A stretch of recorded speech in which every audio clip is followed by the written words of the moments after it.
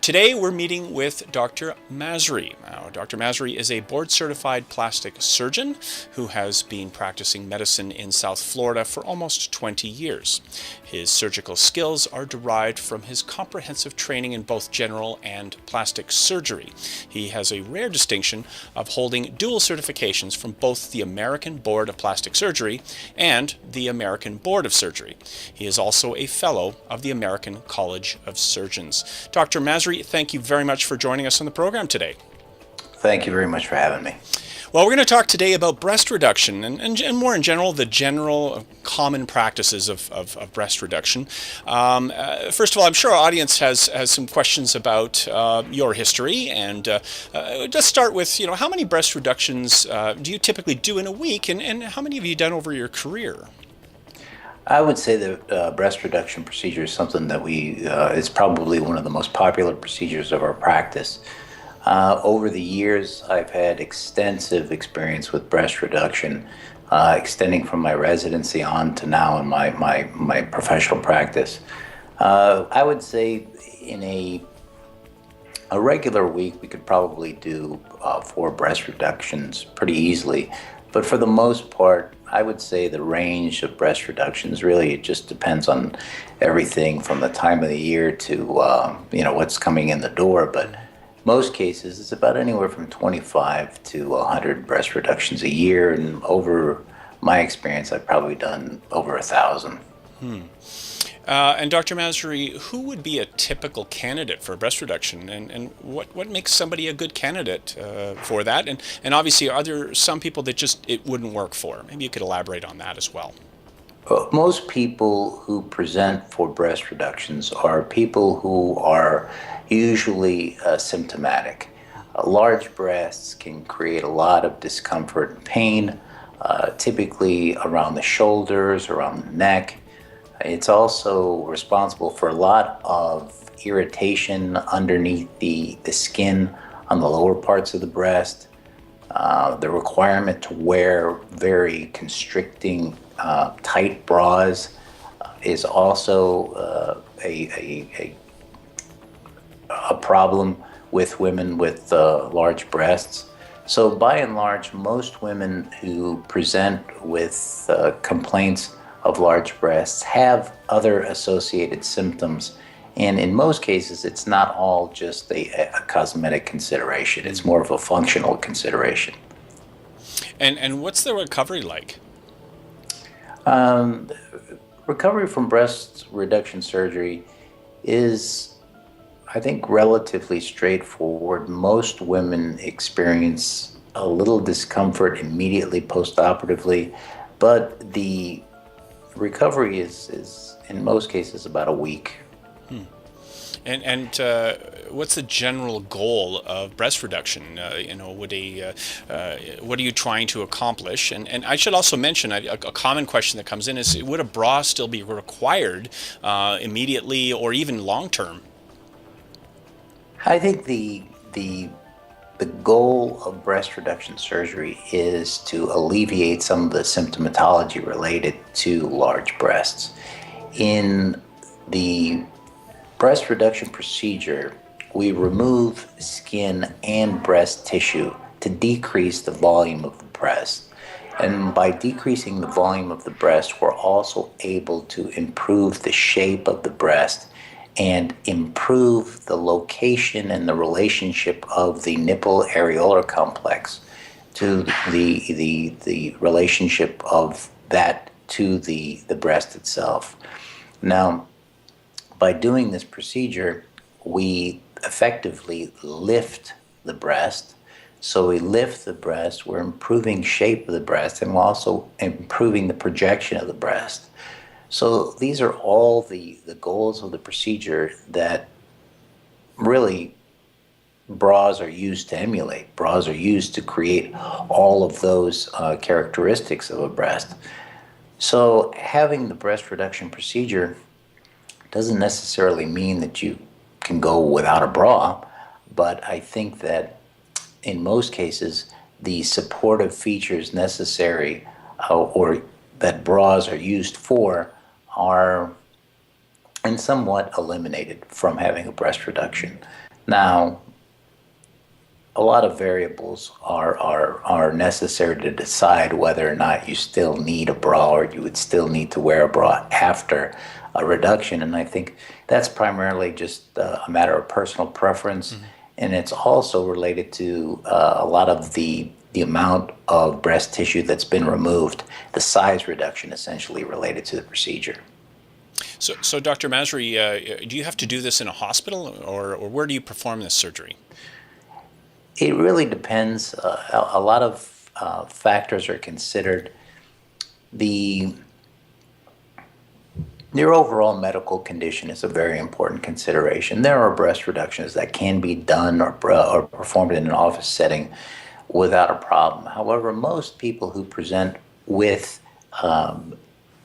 for breast reduction surgery really, in my opinion, require a hospital setting only in the sense that it has to be done under general anesthesia.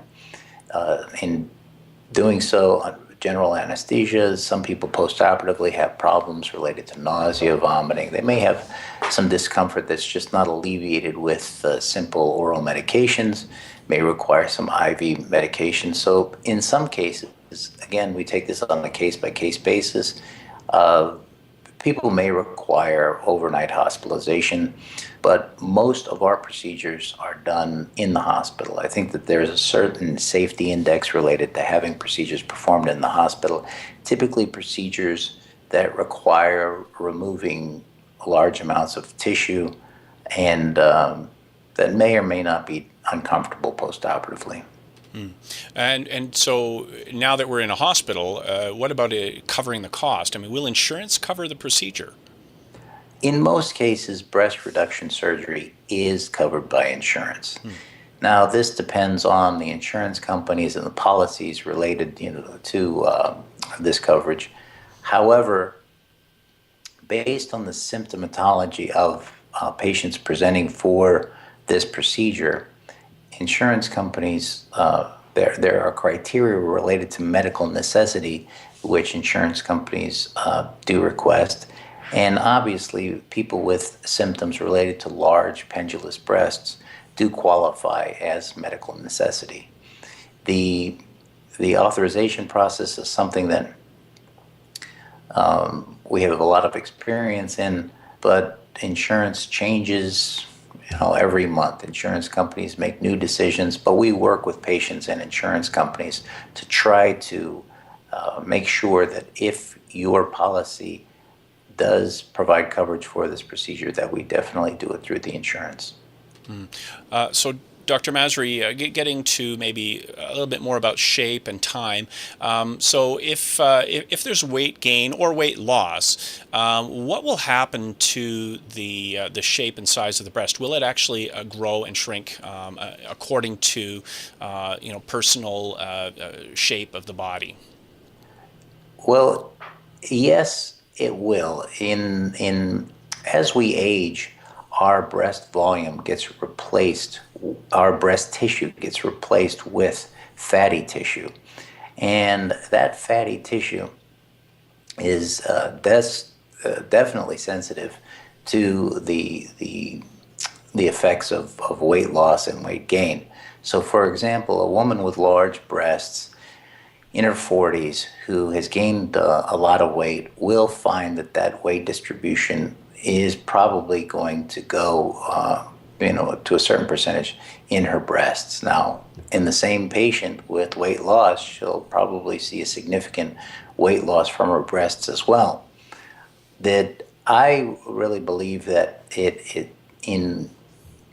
more of an age-related phenomenon, and certainly the issues related to weight loss and weight gain do play in the cosmesis of a breast reduction postoperatively. Okay. So what about situations where a patient plans to have children and they want to nurse a baby? What happens after the procedure in a situation like that?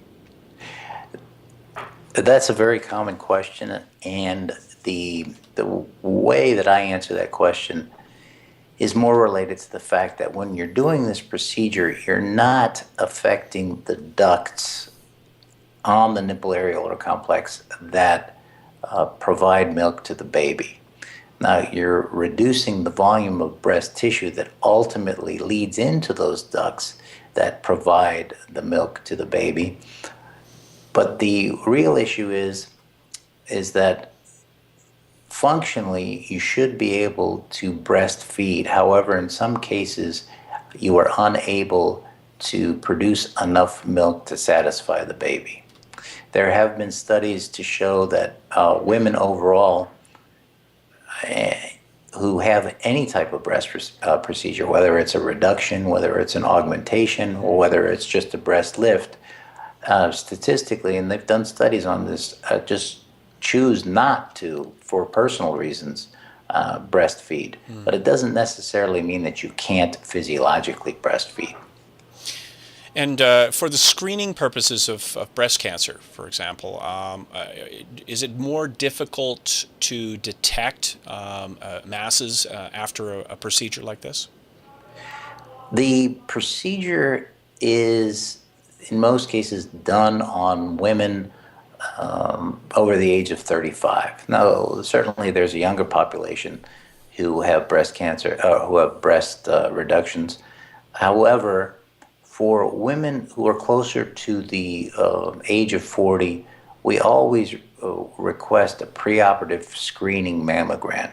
The recommendations, depending on your personal family issues or your personal history of any breast ailments, usually dictates this, but in most cases we request that you have a screening mammogram if you're around the age of 40, just to have a baseline. Now, if for whatever reason after surgery there's a question of palpable masses or something suspicious on mammogram, there's always a baseline where there's always a reference from that preoperative screening mammogram.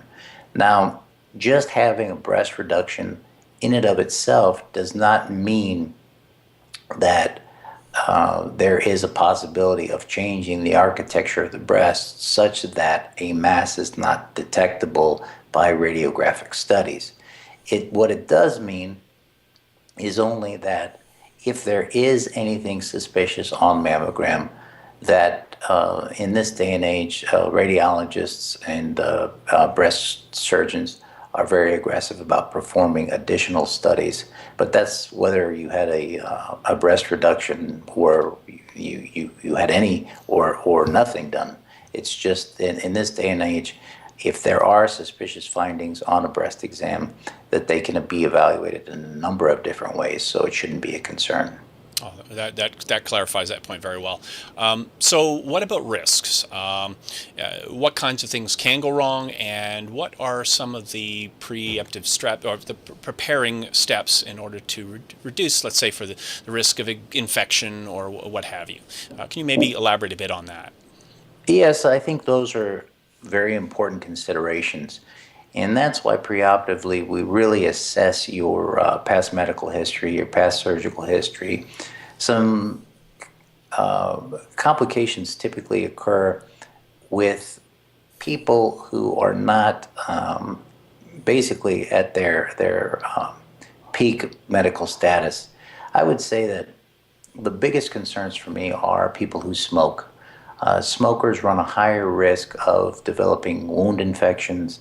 They run a higher risk of what we call wound dehiscence, where the skin that we brought together opens up a little bit. There's also considerations related to the nipple areolar complex. Smokers have a higher incidence of what we call necrosis, which that nipple areolar complex, the tissue of that nipple areolar complex, which is so dependent on blood supply from some certain elements of the breast tissue, are compromised, and those are big considerations. But in terms of wound healing, we watch for people who are diabetics. or poorly controlled diabetics, I might add. Normal diabetes with good control is really not a contraindication to having the surgery. The biggest contraindication, I would say, is smoking. And we really encourage people who come in for evaluation to stop smoking for at least 6 weeks prior to surgery. Otherwise, from the full range of young women requesting breast reduction and surgery to older women just tired of carrying around the weight, we do a careful analysis, and of course we make sure that we are in contact with their primary doctors, their internal medicine doctor, just to make sure that there's nothing that we have to be concerned about, overly concerned about in terms of recovery. Now, aside from issues related to potential infections, there are always risks about, and I wouldn't say that these are risks, but there are always considerations about how well people scar and the areas in which they scar. Sometimes women may or tend to develop what we call hypertrophic scarring, which is scarring that's a little spread or more spread than it was following the surgery. And sometimes there are women who are predisposed to what we call keloid scarring, which are very raised and painful and can be painful. These scars are problematic, but there are certain things that we can do to try to prevent, and post-operatively we can try to treat them using different modalities. The one thing that I do want to mention, and this is a question that's very common when young women present to the office, is, does the procedure affect sensation to my nipple areolar complex, and will that be altered? And the answer to that question is straight out yes, maybe. However, that change in sensation usually resolves or comes back to a baseline anywhere from 6 months to a year after surgery, if it happens. I would say in my experience that I've seen that in probably about 10 to 15% of women have a situation where they experience insensate nipples following surgery. But in most cases, that returns. It may not, if it does happen, again, it's a rare occurrence, but if it does happen, it may not return to 100%, but maybe to about 80%. Got it. So, kind of summing up here, we'll look a little bit at some of the, obviously, the fears that people have. What if this procedure doesn't meet reasonable expectations? And I mean reasonable. I mean, what someone would normally see in a person's inconsistencies in their body, for example. For example, what if one breast is slightly higher or larger than the other? What do you have to say about that? There are always procedures that we can do to treat issues related to asymmetry postoperatively. In a lot of cases, it's very difficult to gauge how well the tissues are going to readjust to their new positions, how well patients are going to scar following the procedures. But I think more importantly, it really needs to be evaluated, or issues related to potential asymmetry, potential aesthetically displeasing scars. All of those issues are something that we address about 6 months to a year after surgery. But those are definitely issues that can be addressed, and in most cases they can be addressed with very minor revisions. I would say that 85% of situations like that are something that can be done under local anesthesia in the office and really have little to no downtime. The big, I think one of the big concerns is, if I have a procedure and it's not to my liking, what can be done about it in terms of volume. I find that women who have very large breasts are very eager to have very small breasts. But it's a very important consideration with a woman who's had large breasts for 20 years of her life to all of a sudden wake up one day and not be able to see that she has the same type of volume or breast tissue that she had before. So I think it's very important that we counsel our clients very carefully on what it is that the breast reduction is going to accomplish.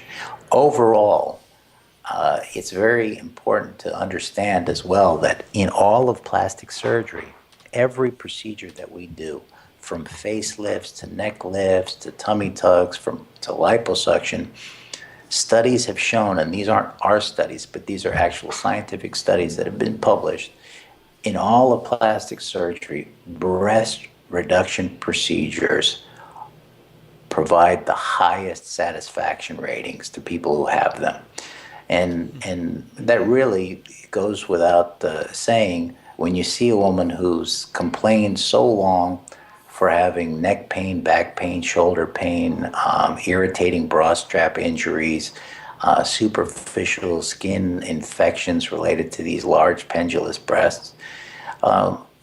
Those people following breast reduction surgery are very, very happy to get rid of a lot of these problems.